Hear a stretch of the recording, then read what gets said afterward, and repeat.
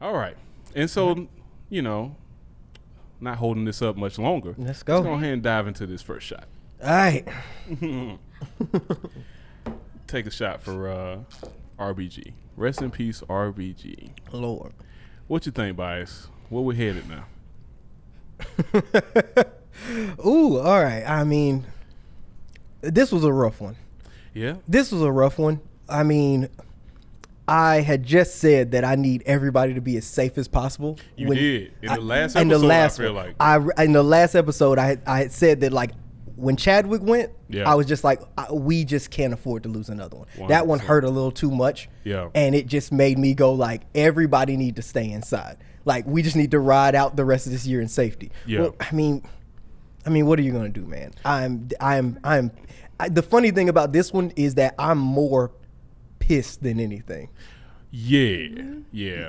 And she did the best she could, man. She was working out. She was being as healthy as she possibly could to hang on. And to be honest, I didn't know the amount of bouts with cancer that she had. Yeah. It was, I mean, she survived it, what, 3 times? Yeah. Wow.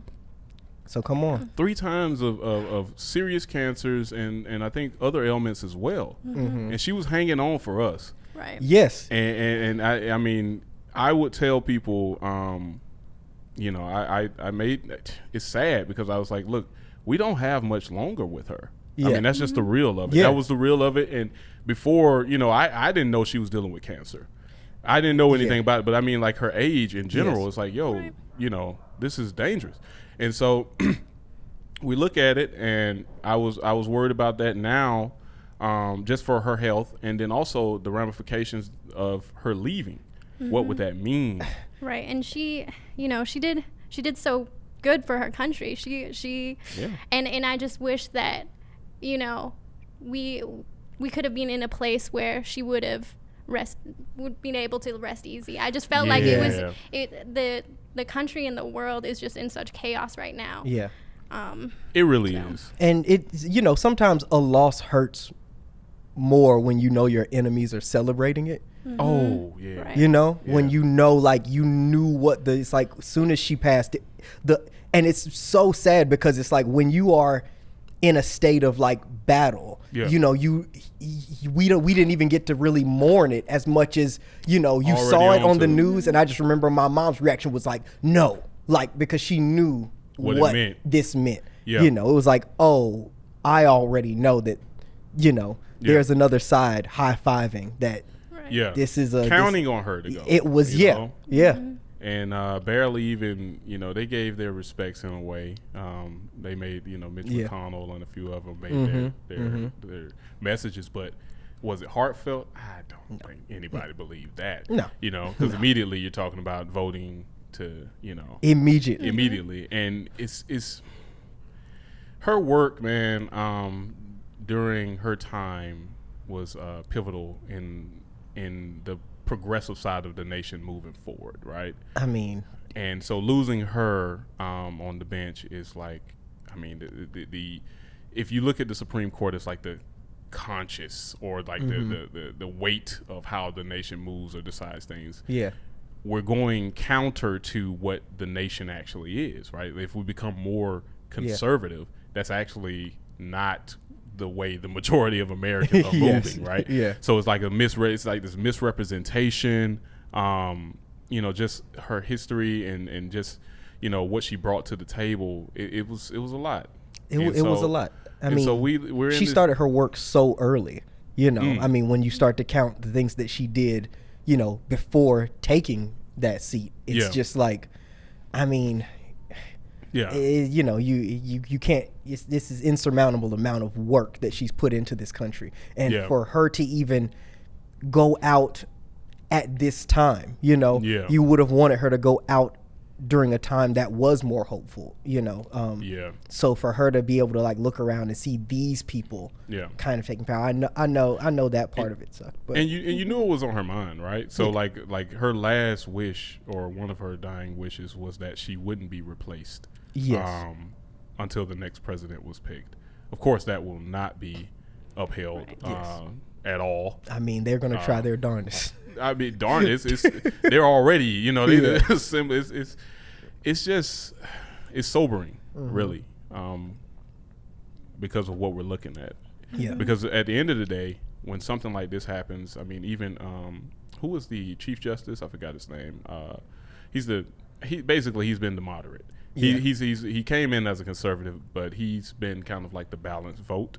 He's had so much power because of it. He knows his power is gone because once they approve another conservative justice, he's no longer in the balance. Yeah. You know, at best he can be like a soft liberal. Yeah, exactly. Liberal judge, but like he no longer is in the balance, and so we have a supermajority of conservative judges. What that means for abortion, what that means for voting rights, what that means for gay marriage is all in play. Yeah. The bomb is in play. Like fucking we're in that space. And what we know about them is that they won't wait. No. There won't be a mercy here. No. And so, you know, not from a group that feels like they have been wronged for so long. Yeah. I mean, by other people getting more rights. Exactly.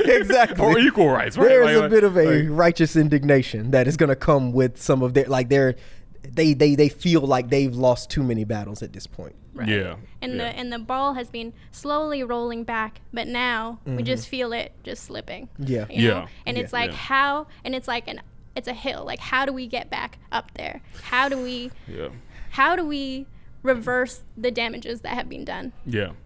I don't, you know, that's just, I don't know. Actually I do know, and it's like the left is gonna have to come swinging as hard when the power goes back. Yeah.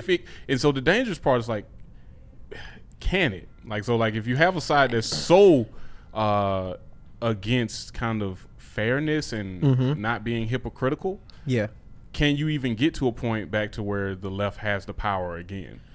A lot of people have talked about packing the courts, so as like a retaliation, which is a dangerous slippery slope to kind of start going down. And the reason, I'm not saying I'm against the measure.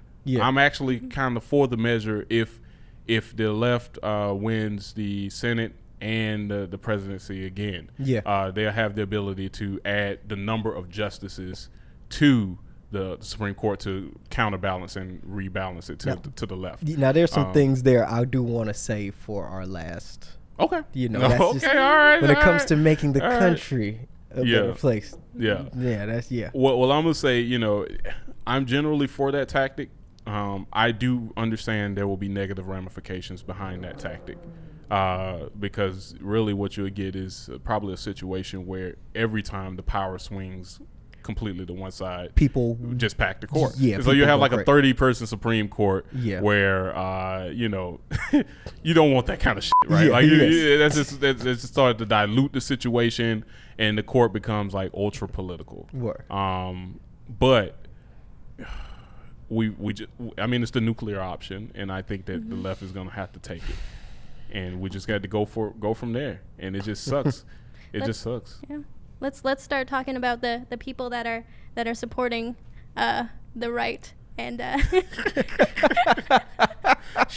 Chany, we trying to stay apolitical. Really? Chany's just like you trying to stay apolitical? No. See, the funny thing is, I'm usually not trying to stay apolitical. So it looks like our Supreme Court just swung to the left a little bit. And Nick has lost all his power. I've lost all my power. Because I'm looking like, you're right, girl. Shoot.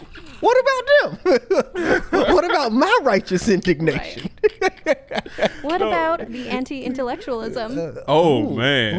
She transitioned. She said, alley-oop. She said she done took over. Oh, man. So since we've been pushed by Chany into the next shot, we put that shot down. We're going to put that shot down. Rest in peace and power, R.B.G. Yes. For sure.